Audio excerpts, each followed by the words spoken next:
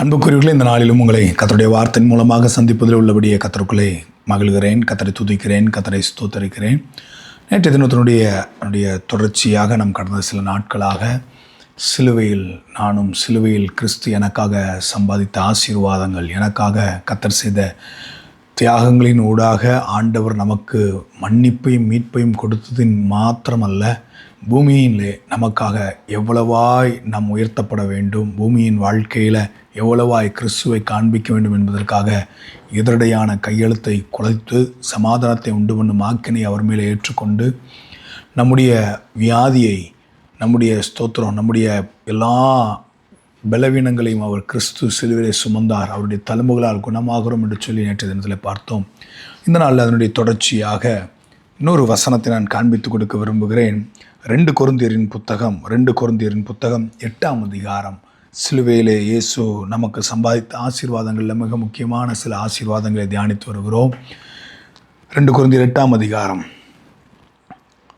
9ஆம் வசனத்தை நான் வாசிக்கிறேன்.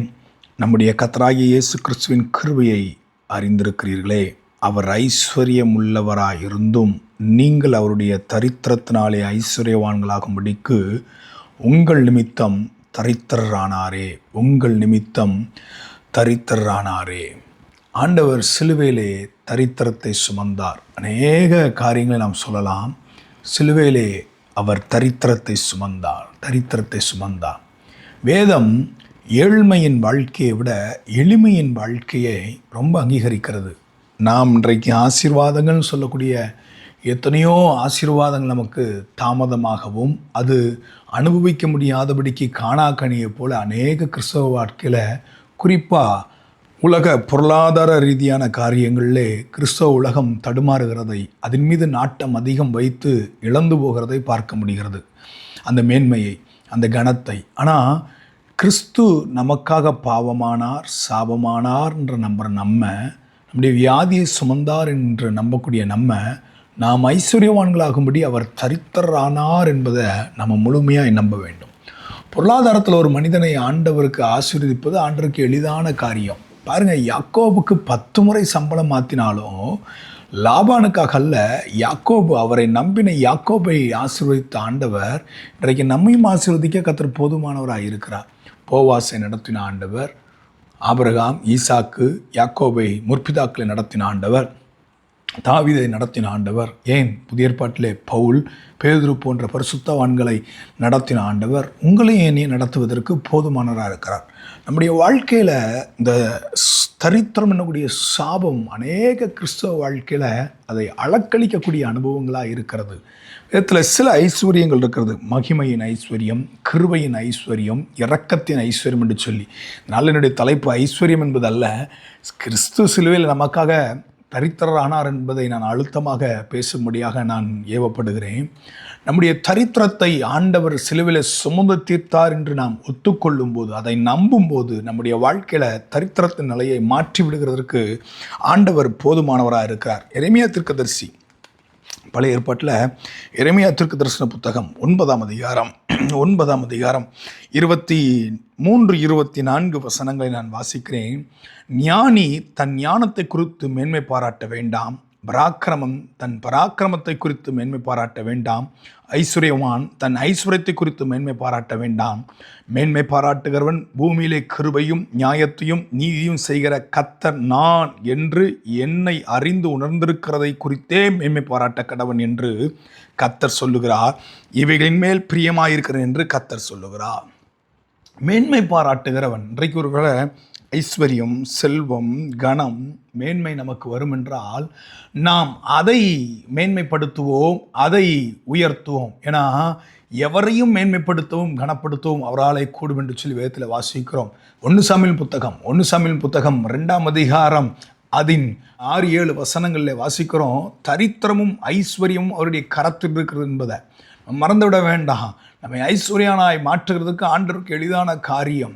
ஏன் தாமதம்? ஏன் நம்முடைய வாழ்க்கையில் அப்படிப்பட்ட ஆசீர்வாதங்கள் நீத்து போய்விடுகிறது, தாமதித்து விடுகிறது என்று சொல்லி நாம் சற்று உய்து நம்மை ஆராய வேண்டும்.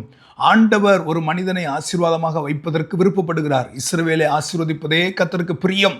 சிலுவையிலையும் ஆண்டவர் தரித்திரத்தை சுமந்தார் நமக்காக.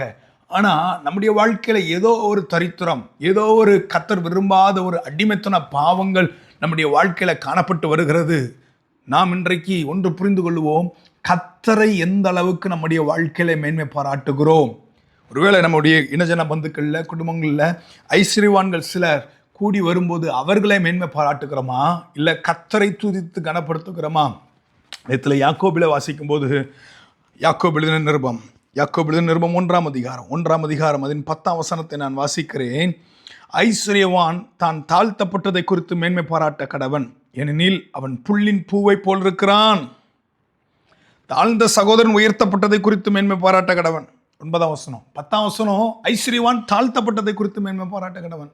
நம்முடைய வாழ்க்கையில ஒருவேளை ஐஸ்வர்யத்தை இழந்து ஏதோ ஒரு தரித்திரம் நம்முடைய வாழ்க்கையில சுற்றி நம்மை நெருக்கி கொண்டிருக்கலாம். நான் தயவாக சொல்லுகிறேன், யோபு சொல்லுகிறான், கர்த்தர் கொடுத்தார், கர்த்தர் எடுத்தார், கர்த்தருடைய நாமத்துக்கு ஸ்தோத்திரம் என்று சொல்லி நம்முடைய வாழ்க்கையிலே கர்த்தரை மேன்மை பாராட்டுகிறோமா? எரேமியால நாம் வாசித்தோமே, மேன்மை பாராட்டுகிறவன் கர்த்தரையே குறித்து பூமியிலே மேன்மை பாராட்ட கடவன், அவரை அறிந்திருக்கிற அறிவை தந்ததுக்காக மேன்மை பாராட்ட கடவன் என்று சொல்லி, ஒருவேளை ஐஸ்வர்யத்தை நினைத்து அதை நம்பி நம்முடைய நாட்டங்கள் எல்லாம் அதை சுற்றி சுற்றி வரும்போது தோற்று போய்விடுவோம். ஜாக்கிரதை.